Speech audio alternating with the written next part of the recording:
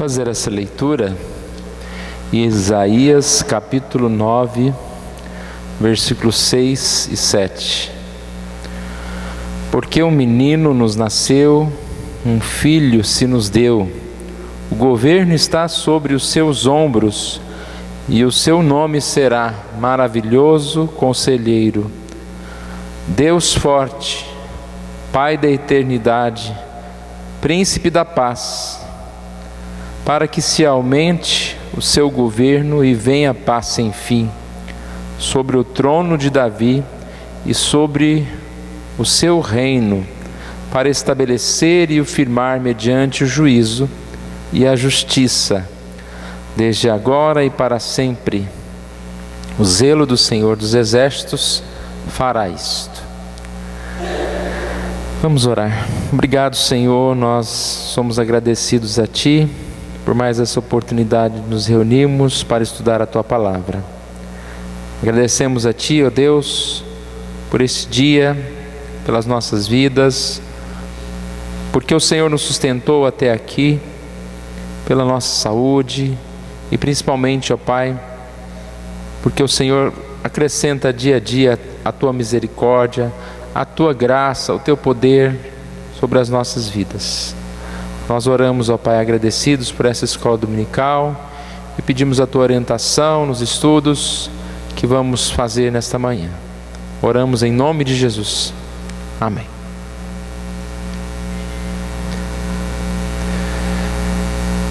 Nós contamos essa linda história de Natal, o nascimento de Jesus, Jesus vindo a este mundo, crescendo em sabedoria, entregando sua vida na cruz, ressuscitando, deixando-nos a promessa, que um dia virá. Uma grande realidade. E essas realidades, elas precisam ser realmente repetidas, conhecidas mais e mais. E assim, quanto mais nós conhecemos, quanto mais nós meditamos, mais nós cremos. Que é interessante que, às vezes, quando você está assistindo um filme, até mesmo quando ele é inventado, dependendo da forma que a cena é passada, a gente assiste e aquilo quase que se torna uma realidade, né?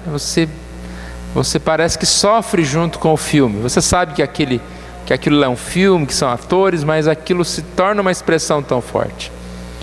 E nós conhecemos muitas coisas, nós vivemos num mundo em que muitas fantasias, ilusões são tidas como realidade, e as pessoas entram tanto em certas histórias, que essas histórias acabam se tornando realidade para elas. Nós temos dito que é um exercício importante para a gente fazer nesses dias, né? Ler os evangelhos, nascimento de Jesus, o anúncio, e assim a gente vai assim absorvendo, vai crescendo, vai tornando isso realidade nas nossas vidas. Essa passagem do Antigo Testamento, ela é uma pré-figura do nascimento de Jesus. Aqui conta uma profecia do nascimento de uma criança.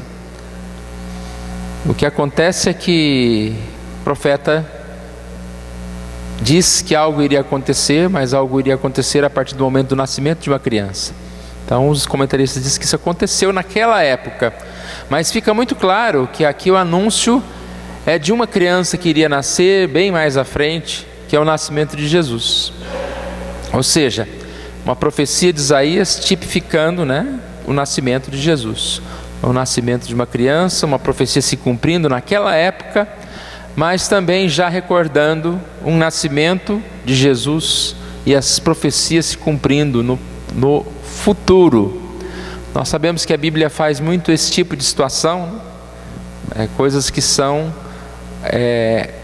que acontecem na história, mas que além daquele acontecimento eles já querem dizer algo que vai acontecer lá na frente, algo tão especial.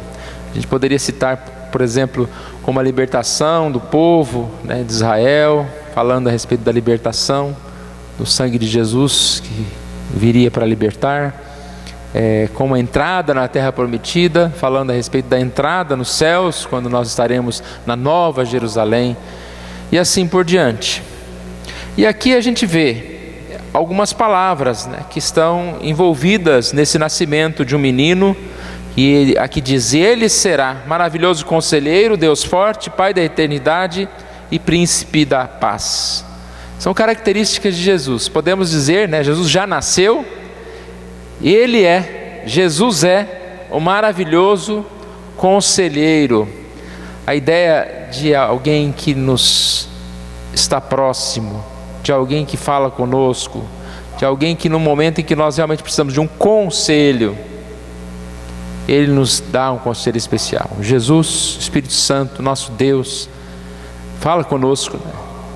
E às vezes a gente se sente um pouco em dúvida em relação a algumas situações, decisões, e é difícil encontrar um conselheiro humano, né? Falar com uma pessoa, confiar os seus segredos, mas nós temos Jesus. Ele é aquele que ouve, aquele que está ao nosso lado, é o grande conselheiro. Aqui fala sobre um Deus forte, e sim, Jesus é Deus, sim, Jesus é fortaleza. Não há como descrever a fortaleza de Deus com palavras. Deus é o Criador de todas as coisas, Deus é o Deus eterno, Deus é o Deus que é o Deus do impossível. Então nós sabemos que Jesus nasceu e Jesus morreu por nós, e estamos juntos de Jesus. E como eu disse há pouco dos conselhos, né? Às vezes nesse momento que nós precisamos de conselhos, nós estamos sem força, nós estamos desanimados, mas como é bom saber que Deus nos fortalece novamente, que nós podemos nos sentir como aquele valente, né, que tem ao seu lado um grande exército, que é o exército do Senhor, que é a força do Senhor. Então nós não somos nenhum ser indefeso, pelo contrário, nós temos com Deus fortaleza. Nós não somos alguém que está prestes a cair, mas nós temos uma rocha firme que nos sustenta. Nós não vivemos no vale, mas naquela rocha alta, né? O Senhor nos leva para a rocha alta. É a ideia de batalhas. Se você estiver lá no vale, lá embaixo, você está na lama, você está no lugar de fácil acesso do inimigo, a ideia de Deus te erguer para uma rocha alta é te colocar num lugar de proteção, de firmeza, né? A rocha te dá firmeza para que você não caia. O Pai da eternidade, nós sabemos que Deus é aquele que cuida da eternidade. A eternidade não é simplesmente para o fim, né? Mas é a ideia de início e de fim, e portanto, mesmo antes de nós existirmos, Deus já tem um plano específico, já tinha um plano específico para nós. E os problemas do futuro, que são os que muito mais nos incomodam, nos atormentam, eles também estão nas mãos de Deus. A gente sempre está preocupado com alguma coisinha. Quando não é a saúde, é um problema financeiro, é um problema familiar. E além desses, a gente tem previsões de problema, né? Quais são as suas previsões de problemas para o próximo ano? Não faça isso, né? Nós não devemos pensar assim. Pelo contrário, nós devemos pensar que aquele Pai da eternidade é aquele que cuida de todos os problemas em todos os tempos, e nós descansamos em Deus. E fala sobre o príncipe da paz, né? Tudo isso nos remete à paz. Quando nós falamos de conselhos, de força, de conselhos e forças em todo o tempo, até na eternidade, nós encontramos a paz. Por isso que eu disse no início a respeito da necessidade de nós repetirmos essas histórias, de nós conhecermos essas histórias. Quando você acha uma história interessante, você repete. Quando você quer aprender alguma coisa, você repete. Tem pessoas que falam: eu assisti uma série 2 vezes, né? Quantas vezes? Não estou dizendo que você não pode assistir e nem que não pode assistir 2 vezes, mas qual é também a intensidade e o desejo de conhecer mais sobre as coisas de Jesus? Quantas vezes você leu a história do nascimento de Jesus essa semana? Quantas vezes nós nos preocupamos com algumas coisas a ponto de ler e reler, né? Ontem eu fui fazer uma sobremesa nova e eu colocava um vídeo, porque hoje não tem mais livro de receita, né? É vídeos de receita. Então você coloca o vídeo, ouve, assiste mais 1, 2, 3, 5 vezes e vai fazendo, assiste de novo, 6, 7, 8, 9, 10. Você quer saber quantas camadas, não vou falar muito doce, não vai dar problema, né? Mas quantas camadas, como deve cortar, quais os ingredientes, como colocar qualquer primeiro. Quanto mais eu escuto, quanto mais eu vou repetindo, melhor eu tenho condições de fazer a sobremesa. E melhor condições dela ficar, pelo menos parecida com o exemplo ali. E aí eu fico pensando, né? As histórias de Jesus nós não conhecemos tão bem. Nós não sabemos falar com detalhes certas coisas. Hoje à noite nós vamos ver uma história com detalhes. E eu fico pensando, quantos detalhes que eu nunca tinha pensado nisso, nunca tinha olhado para isso, mas está ali. Se você olhar 5, 6, 7, 8, 9, 10 vezes, você vai enxergar. É igual aquelas brincadeiras de 7 erros, né? Se você olha só uma vez, você não enxerga, mas fica olhando, fica 5 minutos, 10 minutos, você vai enxergando detalhes de uma história. Jesus é o príncipe da paz. A história de Jesus nos dá paz. Quando nós conhecemos, como nós cantamos há pouco, que Ele vive, que Ele morreu, que Deus enviou o Seu Filho. Quando nós vemos os detalhes do sacrifício, do sofrimento de Jesus por nós, tudo isso vai nos fortalecendo, nos trazendo paz. Então que Deus nos abençoe nessa manhã, e mais essa meditação de Natal, que nós possamos pensar no Natal como uma data especial para nós. Aqueles que aguardavam o Salvador já se alegravam.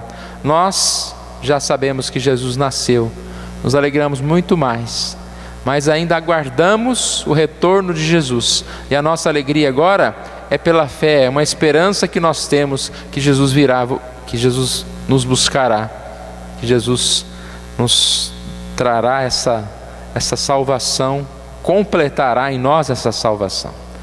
Vamos colocar em pé, vamos orar ao nosso Deus. Obrigado, Senhor, nós agradecemos a Ti pela oportunidade que o Senhor nos dá de estarmos aqui juntos nessa manhã, já comemorando, ó Pai, o Natal, mais uma vez, colocando diante dos nossos corações essa expressão tão linda, tão maravilhosa, que é o nascimento de Jesus. E obrigado, ó Pai, porque Jesus aqui é representado como o maravilhoso conselheiro, o Deus forte, Pai da eternidade, príncipe da paz, e que nós possamos realmente entender que este Jesus está conosco, nos aconselhando, nos fortalecendo, nos ajudando em problemas em todo o tempo, principalmente nos trazendo paz, ó Deus. Nós não podemos viver em meio à angústia, à ansiedade que esse mundo vive nesses dias, as lutas, nas discórdias, mas que o Senhor Deus coloque paz no nosso coração, ó Pai. Que o Natal seja para nós paz, que o Natal seja para nós lembrança de que nós estamos seguros, estamos salvos, porque Jesus veio a este mundo nos dar a salvação, ó Deus. Obrigado por tudo, nós oramos em nome de Jesus. Amém.